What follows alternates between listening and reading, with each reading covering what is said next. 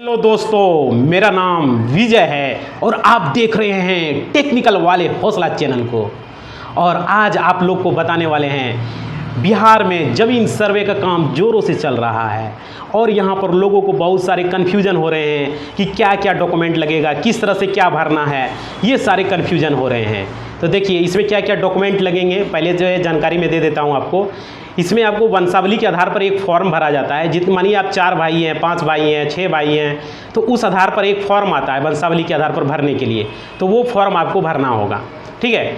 और उसमें जो है उस समय शपथ पत्र फॉर्म भरना होगा और वंशावली जो बनाएंगे वो वंशावली कोर्ट के माध्यम से वो वंशावली आपको लगाना होगा।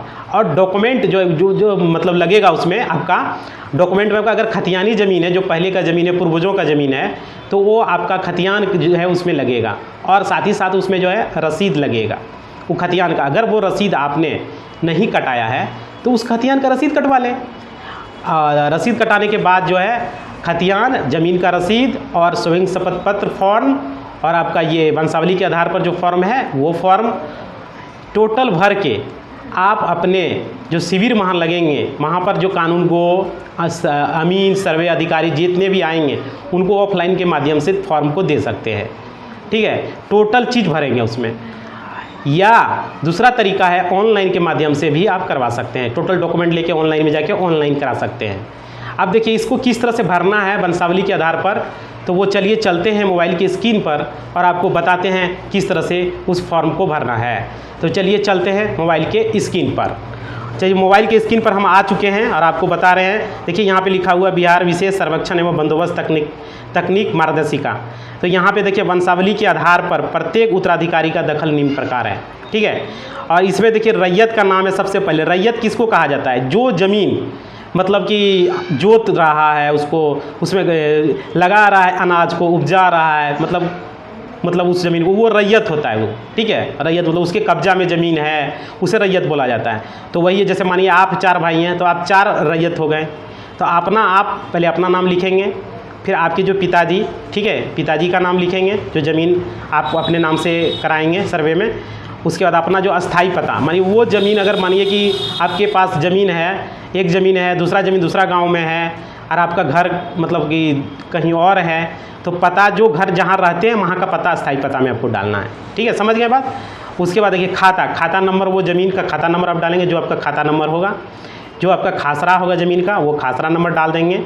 फिर देखिए रकबा अगर मतलब ज़मीन आपका जितना है एकड़ में है, 1 एकड़ 2 एकड़, तो एकड़ में लिखेंगे। अगर कम है तो डिसमिल में लिखेंगे, कट्ठा में नहीं लिखेंगे, ठीक है। डिसमिल में लिखाएगा 50 डिसमिल, 100 डिसमिल, 80 डिसमिल, जो भी डिसमिल होगा वो डिसमिल में लिखेंगे।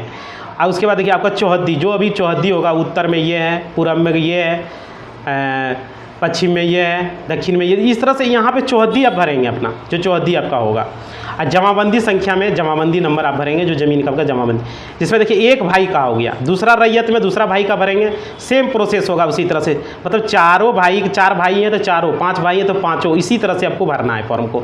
पिता का नाम जो है वहाँ डालना है, फिर अस्थाई पता डालना है, खाता खासरा दूसरा भाई का जो करवाना है, तो इसको पूरा डालना है। वो ज़मीन का जो होगा, जितने हिस्सेदार होंगे सबका नाम इस तरह से डालना है, सेम प्रोसेस से उसको भर देना है। अब देखिए यहाँ पे पूरा नियम लिखा हुआ है, ये क्या क्या इसमें क्या क्या है, पूरा इसका नियम है। ये आप देख लेंगे क्या क्या डॉक्यूमेंट लगेंगे।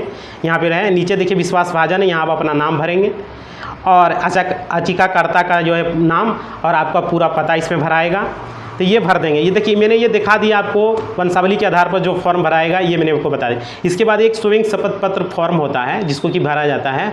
तो स्वयं शपथ पत्र फॉर्म का अगर आपको वो जानकारी चाहिए किस तरह से भरना है तो कमेंट में आपको लिख देंगे कि उस पर भी वीडियो बना दीजिए, तो मैं उस पर भी वीडियो बना के आपको बता दूंगा। देखिए और जो डॉक्यूमेंट आपको बताएँ वो टोटल डॉक्यूमेंट को आप उपलब्ध करा लेंगे।